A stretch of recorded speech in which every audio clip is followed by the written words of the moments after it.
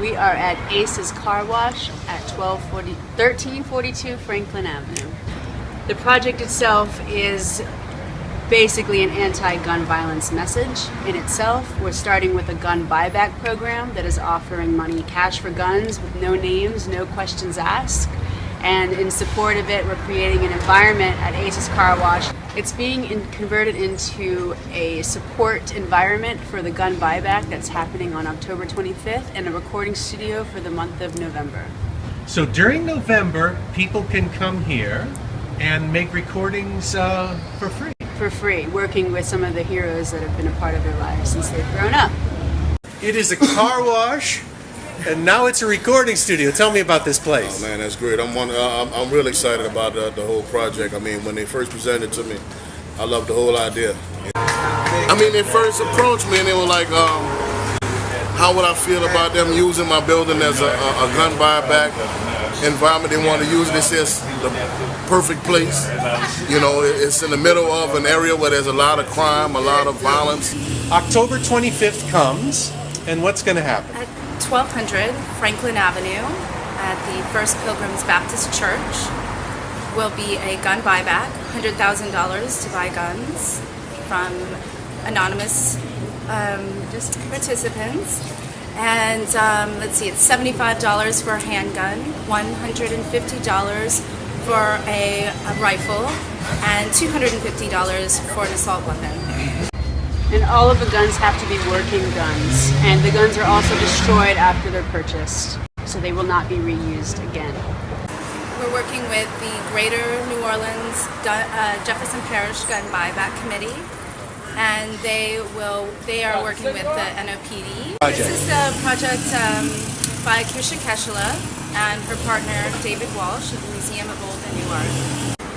I got a visit from a young lady named Kirsha. She was telling me about what she wanted to do, her plans, her her livings, and in New Orleans, and she want to help make a change in the city and stop the violence, stop the innocent deaths of a lot of people here in the city. And she reached out to me. She came to my record store, on the record store, Nothing But Fire record store, 1840 North Claiborne. Came over there, we talked. I'm like, well, that's a great idea, And I've always been, lending my voice. I'm a hip hop artist, so I always lend my voice to things that's happening in the community. And so when she told me about what she wanted to do, I said, it sounds good. I want to be a part of it. So let's get together and make it happen. So that's what we did. We have amazing supporters and artists and minds and Collaborators. Geniuses, collaborators. The music was always going to be an element of the project. We wanted to make records from the actual guns, but the process to smelt them is really difficult, and the process of that would have taken months and months on end and a costly affair, and I think the money going into the voice of the recording studio is far more important. Because it's an escape, from all the bad stuff that the kids see every day. It's something different to give them a positive outlook, a life, and just to be themselves and do something that they love. This is a wonderful project that they're doing. I think it's extravagant. I think it's a good thing for the kids in the neighborhood, and the thing that I'm doing with the gumbo dancers is going to be awesome. On the 25th, it's going to really bring out the flavors of the gumbo that we have in New Orleans.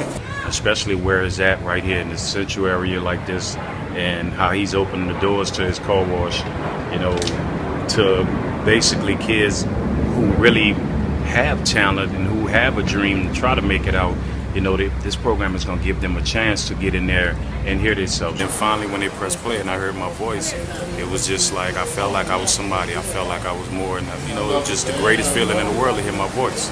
And I was surprised, like, that's me. Wow, I can do something. I can be somebody. And it's when these kids get to finally hear themselves for the first time coming out a speaker, it's gonna make a big difference in their life.